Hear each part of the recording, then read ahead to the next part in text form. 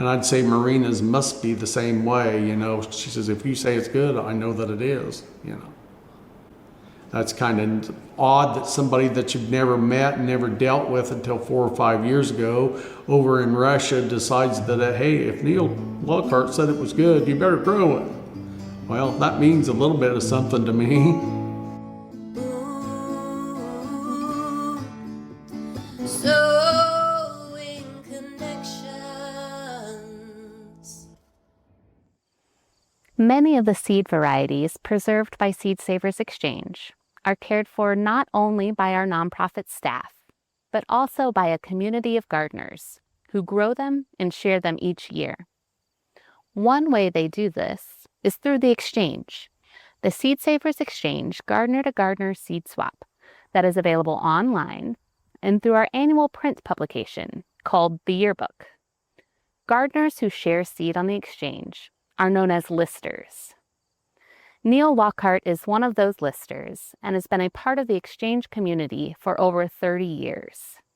During that time, he has grown thousands of tomatoes, made friendships with seed savers from around the globe, and helped preserve rare heirloom varieties by growing them out, collecting fresh seed, and sharing them with others. In this conversation, originally recorded in 2022, Neil reflects on the relationships he's made along his seed-saving journey, the excitement of rediscovering a variety that was nearly lost, and why he believes every gardener has a part to play in keeping our shared food heritage alive. I'm Melody. This is From the Archives on Sewing Connections. I'm so glad you're here.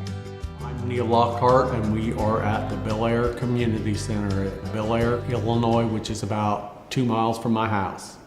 You said you grew up around here, right? I've lived here. I've lived in the house that I'm living in now where my garden is my whole life. I want to just ask you a kind of a big general question, which is why do you save seeds? If you don't save seeds, how are you going to grow them next year? How did you first hear about Seed Savers? Actually, the first time I knew anything about the Seed Savers, I don't know what publication that I had, but they had like a little square inch ad in something, but I did not join in that point in time. I did not join until probably 1992, and then that first year I was just a member, but the next year I became a listed member. But I had been saving seeds probably, I don't know, maybe for 10 years before that. Both of my, from both sides of my family, but my grandparents was all gardeners and my parents were gardeners too. So I'd say I've got some of the gardening blood running through my veins probably. For people who don't already know, can you describe what it means to be a listed member? Well, that means that you have saved a lot of seeds, and it can be any kind of fruit or vegetable or flower or whatever, and you offer them through the Seed Savers Exchange in their yearbook, and you offer your seeds in there and you exchange seeds, trade seeds with people all over the world. I don't know, and as time goes on, you just keep making more contacts with people, and pretty soon you don't have to look for new tomatoes and stuff. They just start coming to you. You make friends out there along the way, and they keep you in new tomato varieties, new heirloom varieties to try. And well, the most influential person that would come to my mind is Carolyn Mayo. She was a member of the Seed Savers Exchange and very close friend of mine for many years. There's a lot of tomatoes in my garden this year that I planted just specifically, not just because they're good, but because they're Carolyn Mayo tomatoes. In the last, even though Carolyn wasn't very active in the Seed Savers Exchange because of her health issues that she was plagued with for so many years, there were still half a dozen of us that basically I talked her into still collect seeds and give them to us. We'll grow the seeds, and you can still be a part of this even though you're not an active member and don't have to do a lot of work. If you collect these seeds from the your tomato seeds from the contacts that you've made over the years, and then give it to us, you're still a big contributor, you know?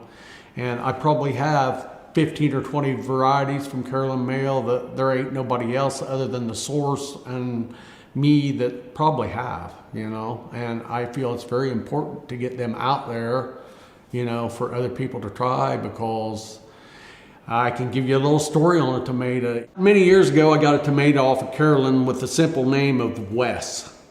Well, I grew Wes for several years, and it was one of my favorite tomatoes. But I let this tomato Wes slip through my fingers, and nobody else in the exchange hardly was growing it but 2 people. I'll not mention their names, but I got seeds from both of them people within the next 2 years, after my seed was like 15 years since I'd made a grow out of it and was really old. I planted these other people's seeds, and that did not give me the West tomato that I knew that I had.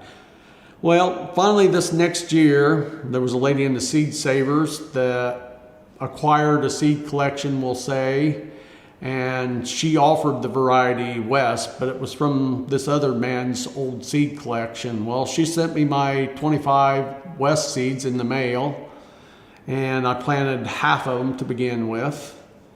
I had finally, after 3 weeks, 1 seedling came up. So I took the other half and I made sure I did a really nice job and planted the other 3.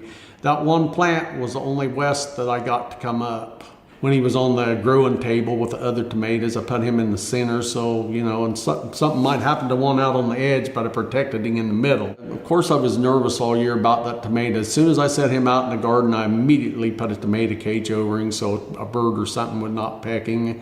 Anyway, I'm watching that tomato develop, and there was one that set really early on the tomato, on the plant, you know, and was hanging out of the cage over the side. Well, it got so big that on my cages they're 4x4 squares, you know, and that tomato got so it was squishing in between the wires, so I had to spread the wires to make him bigger. Anyway, I'm watching to see if he's going to be seeing if the West tomato is going to be the correct color first.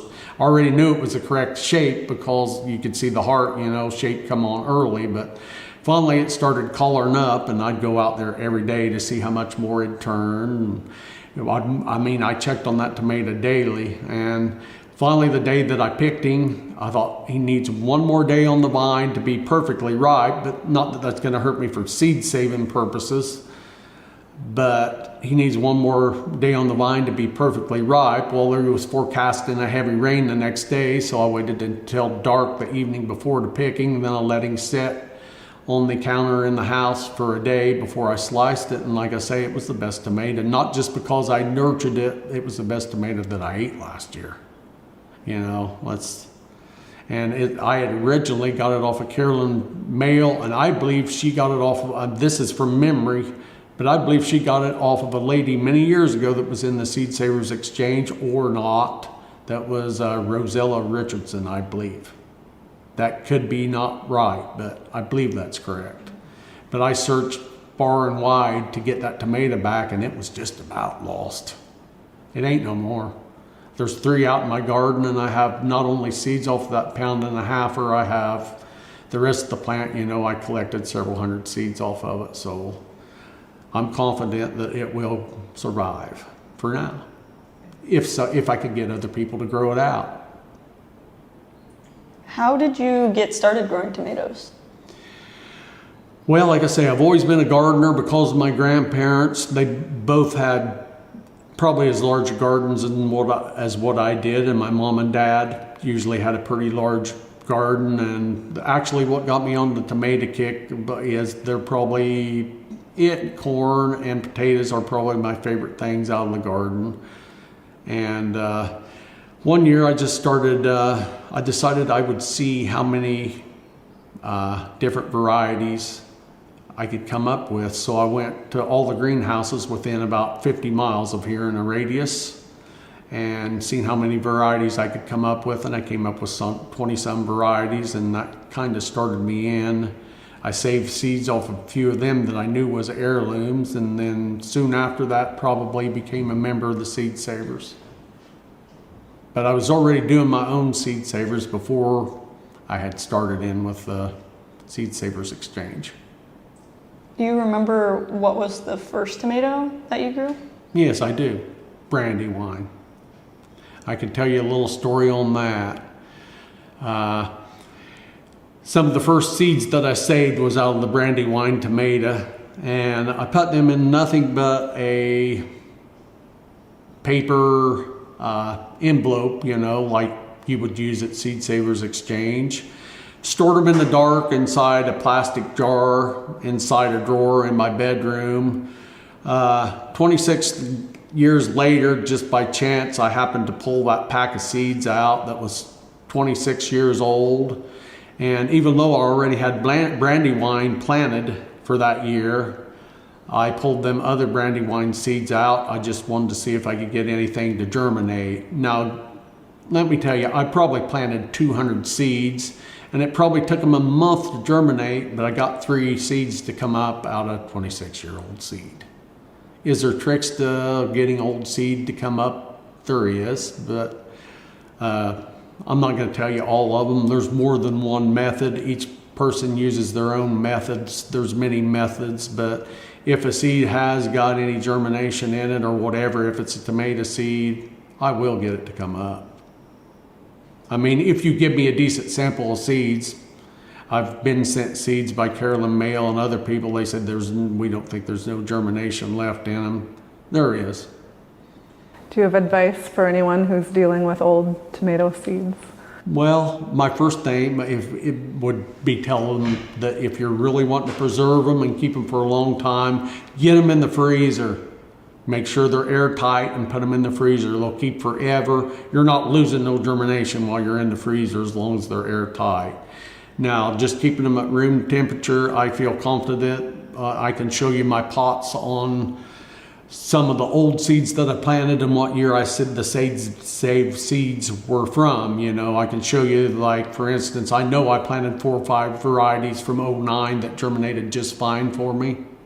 Did I sow more seeds than you normally would? Yes, but that's what seed preservation is about. You know, if you're working with somebody in the Seed Savers Exchange, a big collector like me, Bill Minke, and other people that has huge collections of tomatoes, don't complain that you only got 1 or 2. Be happy that you got any to come up with, because we are maintaining thousands and we're doing more work than we can possibly do, you know, than any one person can do. How many kinds of tomatoes are in your garden today? There is 192 varieties right now in my garden. And I have about 100 more that hopefully will be set out within the next week. And then probably 30 or 40 that'll be 3 or 4 weeks from now. So what is your growing process? Like, how do you get them to not cross-pollinate? For one thing, a tomato's got a perfect blossom. It doesn't need anything to pollinate it. It will pollinate itself. Possibly a honeybee. Yeah, bet you don't see one today around my house. The honeybees don't work a tomato, but a bumblebee is what I meant, will work a tomato a little bit. If you maintain 4, 5, or 6 foot, most of the time you're not going to get a cross-pollination. I'm not telling you that I haven't never had a tomato cross-pollinate, but it's rare. And sometimes in cross-pollinations that you get, that doesn't mean all the seeds you saved are cross-pollinated. It can be only 1 tomato on the whole plant, you know, that you got a mixed seed in. You think, okay, so if you're seed saving, then you don't save unless you like it, seeds off of what's cross-pollinated. You save for that variety what you only know is true, and make sure it is not close. Like if you've got, say, 3 plants and the end one produced a tomato that is wrong, don't save tomatoes from it or the plant next to it. Let's use the one over here on the end and save all of our tomatoes on it, you know, because you've got better odds. But you don't have a lot of cross-pollination in this country, not on tomatoes. Do you have any more varieties that have interesting stories? Oh, I'm sure I have lots of them. I mean, there's been a few of them cross-pollinations that I've saved. One of the last seeds that I got off of Carolyn Mail was a tomato called Rosedale. And it may not be an heirloom. I don't think it's an heirloom. I actually think it was bred by Bill Jeffords down at Evansville, Indiana. I think he did the breeding on it. But she'd had them seeds in an envelope for several years, and finally, before she passed, she let me have what she had, you know, that she knew wasn't out there. And it was one of them. The first year that I planted it, it's supposed to be a black potato leaf on a potato leaf plant and be a black tomato. I got one that was green on a potato leaf plant. There's only a couple other green one ripes, Green Giant being one of them, that's on a potato leaf plant. This is not Green Giant. It's not the same shape. It's not the same flavor. It's the biggest green tomato that I've ever grew. It came out, I call it Green Rosedale because I got it out of a pack of Rosedale. I do not think it was a cross-pollination, because if it was a cross-pollination, it was pure from day one, because every year I've grew it, which is 6 now thereafter. Every plant that I've grew has been identical, and I get 1.5 pounds green tomato on a potato leaf plant that is not Green Giant. It's different shaped. I don't know what this tomato is. I just call it Green Rosedale, but interesting to me. You've talked about your connection with Carolyn and how you've received so many seeds there. And I'm curious if you have any other stories about connections that you've made specifically through exchanging seeds. Yeah, I can give you a good one right now. This happened before the Ukrainian, I don't know why on some of this stuff, which I always give Jesus credit for a lot of this stuff, but this is before Ukraine and Russia started their conflict, we'll call it, or war going on over there. I had already pulled probably 2/3 of the Russian and Ukrainian tomatoes in my tomatoes and already had them in the ground before this ever happened. Why did this happen? I don't know. I think maybe Jesus told me to do that, that people in Ukraine and Russia may be needing their heirlooms back someday. One of my best tomato people over in Russia, I didn't contact her this year because of what's going on, but I'm going to in the future, but her name is Marina. She said that she had noticed one of the things that she had told me she got a lot of seeds off of Tatiana up in Canada, and I forget who her other source here that she got a lot of seeds off of, but she said she had noticed that when she looked at seed descriptions, that if me or Carolyn Mayle said that it was a good tomato, that it is a good tomato. And some of these other people's opinion to her means very little, but our opinion meant more because our taste buds are the same. If Carolyn Tomato told me with only one exception that a tomato was good, it was good tasting tomato, our tastes was just the same. And I'd say Marina's must be the same way, She says, if you say it's good, I know that it is, That's kind of odd that somebody that you've never met and never dealt with until 4 or 5 years ago over in Russia decides that, hey, if Neil Lockhart said it was good, you better grow it. Well, that means a little bit of something to me. But she has been a big help to me getting me Russian and Ukrainian varieties, and we just trade heads up, or it don't even have to be even, She gives me what I want in her collection. I give her what I want in my collection. And actually, most of my Seed Savers exchange people, that I deal with, there's no money exchanged hands. We don't want money. We want somebody to preserve this seed. Craig LaHoo, you sent me an email the other day, and he is wanting to know what is the freshest Dorothy's Green tomato seed that I had. His is very old and he needs a fresh supply. Well, Craig is a good friend of mine through the Seed Savers, but I hate it that I haven't pulled his tomato, but I don't have time right now. Craig's gonna either have to plant it in a week when I pull his seed out that he's wanting, or he's gonna have to wait until next year. Can you talk about the growing conditions and how that's related to your practices with growing tomatoes? Well, I'd say the main thing is the wind. You have to stake a tomato plant where I live. There ain't or the wind's gonna tear it to pieces, or you've got to have a cage and a stake, or at least a stake, to hold it in place, because the wind's going to blow it over. And if you got tomatoes laying on the ground around here, they're going to rot. You got to get them off the ground. So yes, I do have 1,000 tomato cages that has to be pulled and put on every year. That's a lot of work. Are there people in your family that help you with your garden? Heck no. Yeah, they help eat it. I meant like putting up the tomato cages and No. planting. You do that all yourself? No, the garden's mine. Okay. I do have people help me occasionally when I get in a bind or whatever, and I do have people that I can hire to do it, but I need the exercise and all that. I can't do what I used to do. I just plug along at my slower speed now. I have a lot more aches and pains. That's the reason that Neil started about 6 years ago collecting supplement troughs, because he knows one of these days he's not going to be able to bend over again. He has a big pile of good dirt out there and about 100 and some supplement troughs. Hey, it's a lot easier to garden if you don't have to bend over very far, or you can sit on a chair right there and tend your tomato plant instead of having to bend over all the way to the ground. What is your favorite dish made with tomatoes?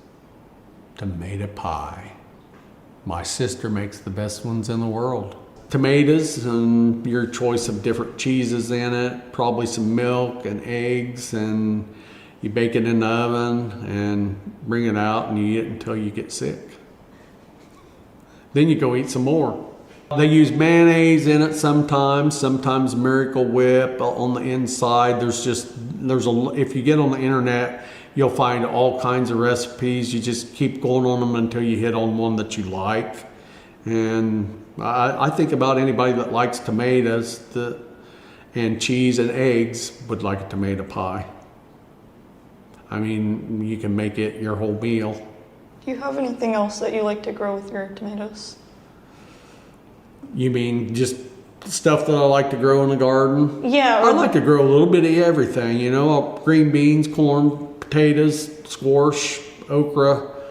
I like it all. There's nothing from the garden that isn't good, In the past, I've grew out over 100 varieties of garlic at one time. At one time, I had over 1,200 kinds of irises, heirloom irises. At one time, I had 30-some heirloom rose bushes. I still have over 100 kinds of heirloom apple trees out in the orchard that is very overrun and it needs attention, let's just say it like that. All that stuff, I'm obsessive compulsive when I start stuff like that, and I wouldn't want to be any other way. I mean, I've had doctors tell me I'm obsessive compulsive. That's the only way I know how to live. I mean, whatever I do, I get into, all the way. I mean, who else wants to beat themselves for weeks out in the garden in the hot sun, Nobody needs 1,000 tomato plants each year, It is a passion, but I'm passionate about everything I do. I go all in. That's the only thing I know, and that's what keeps me ticking. Do you have any advice for anyone who wants to start seed saving or start a tomato collection like you have? Well, the first thing they need to do probably is join the Seed Savers Exchange and then don't be scared to save seeds. So what if you got a cross? You probably didn't, but isolate it by a few feet or whatever on a tomato. You're probably not going to get a cross. If you're growing other things, a lot of them's not bad about crossing either, Don't be afraid to list seeds. It's worth it. You're going to make a lot of friends and contacts and have a lot of fun that you couldn't have if you don't join the Seed Savers Exchange. Neil Lockhart reminds us that saving seeds is not only about preserving the past. It's also about building relationships to help ensure that these varieties continue into the future. Every exchange of seed forms another connection between gardeners, across generations, and sometimes across continents.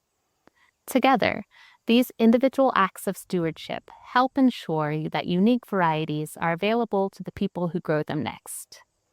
If you want to learn more about Seed Savers Exchange, explore the yearbook, or discover ways that you can be involved in preserving our shared food heritage, visit us at seedsavers.org. Thank you for joining us for this episode of Sowing Connections. Subscribe so you don't miss our next featured episode with longtime farmer and community organizer Elizabeth Henderson. It'll be in 2 weeks. We'll see you soon.